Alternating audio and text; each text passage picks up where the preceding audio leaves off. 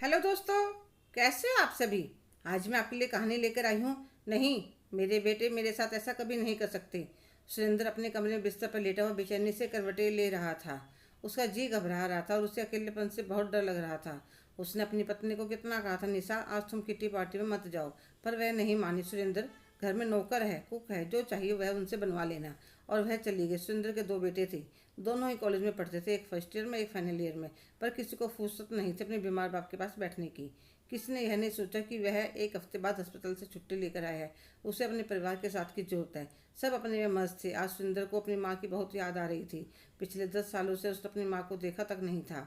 10 साल पहले जब माँ उसके पास यहाँ रहने के लिए आई थी, पिताजी के जाने के बाद तो निशा ने घर में एक लेस करके रख दिया था, तो माँ गाँव वापस चली गई। मैंने माँ को बहुत रोकने की कोशिश करी, पर उन्होंने अपनी कसम दे दी, बेटा मैं नहीं चाहती कि मेरी वजह से मेरे बेटे की घर गृहस्थी खराब हो, इसलिए मैं गांव में ही रहूंगी। जब मैंने माँ को कुछ पैसे देने की कोशिश करी तो उन्होंने मना कर दिया, बेटा गांव में खेत है, मेरे गुजारे लायक काफ़ी कमाई आ जाती है। उस दिन के बाद माँ वापस कभी नहीं आई। मैंने एक दो बार मिलने जाने की कोशिश करी तो निशा खाना पीना छोड़कर बैठ गई। आज मेरा मन कर रहा था भागकर माँ की गोदी में सिर रखकर लेट जाऊं। इतने में नौकर खाना लेकर आ गया। मैंने पूछा खाने में क्या है। कहने लगा साहब दलिया बनाया है। तो मैंने उसे कहा वापस ले जाओ, मेरा मन नहीं है। आज मुझे अपनी माँ के हाथ की बनाई हुई मूंग की तड़के वाली दाल, पतले पतले फुल्के, और माँ ऐसी बढ़िया खट्टी मीठी चटनी बनाती थी कि आदमी बिना भूख के भी 2 रोटी खा जाए। थोड़ी देर में मेरी आंखों से आंसू बहने लगे। पेट में भूख लग रही थी, पर दलिया खाने की इच्छा नहीं थी। और माँ की तो आज कुछ ज़्यादा ही याद आ रही थी। इतने में डोरबेल बजी। मैंने सोचा चलो लगता है निशा वापस आ गई। इतनी देर में नौकर आकर कहने लगा साहब कोई अम्मा जी आई है गाँव से।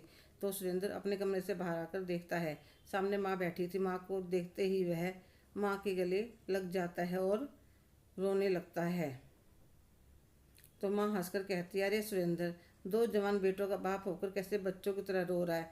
तो मैं पूछता हूँ, माँ आप यहाँ कैसे। मुझे गांव में कल पता चला था कि तुम बीमार हो गए थे, तो मन नहीं माना, तुम्हें देखने चली आई। इतनी देर में रामू चाय नाश्ता ले आता है। माँ कहने लगी, अरे बेटा मैं तो गाँव से खा पी कर चली थी। मेरे ज़्यादा कहने पर माँ चाय नाश्ता ले लेती है। तुमने कुछ खाया। सुरेंद्र, नहीं माँ, कुछ इच्छा नहीं लग रहा।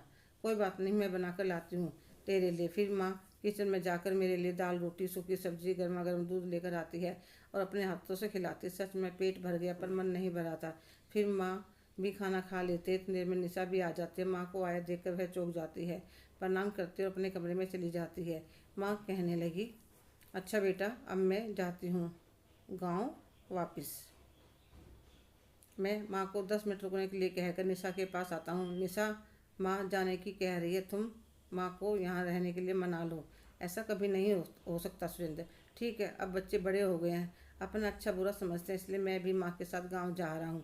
पर तुम भी अपने लिए वृद्ध आश्रम में एक कमरा बुक करवा लेना। जैसे आज मेरी माँ के लिए इस घर में जगह नहीं है, कल को तुम्हारे लिए भी नहीं होगी। तुम कहना क्या चाहते हो। मेरे बेटे मेरे साथ ऐसा कभी नहीं कर सकते। हाँ मानता हूँ, पर उनकी पत्नी तो कर सकते, जैसे तुम कर रही हो मेरी माँ के साथ। और जैसे मैं मजबूर हो गया हूँ अपनी माँ से दूर रहने के लिए, कल को अपने परिवार के लिए वह भी मजबूर हो जाएंगे। और तुम किस मुंह से उनसे कहोगी। उन्होंने तुम्हें जवाब दे दिया कि माँ आपने भी तो दादी के साथ ऐसा किया था, तो कहाँ जाओगी। निशा एकदम से बाहर जाती है और सासू माँ के पैरों में गिर जाती है। मम्मी जी, अब मैं आपको यहाँ से कहीं नहीं जाने दूंगी। आप अपने परिवार के होते हुए अकेली नहीं रहोगी। और मैं मन ही मन मुस्कुरा रहा था कि मेरा तीर सही निशाने पर लगा। हेलो दोस्तों, कैसे हो आप सभी। आज की कहानी आपको कैसी लगी, कमेंट करके ज़रूर बताइएगा। अगर आप मेरे चैनल पर नए हैं तो प्लीज़ लाइक शेयर सब्सक्राइब करना ना भूलें। धन्यवाद।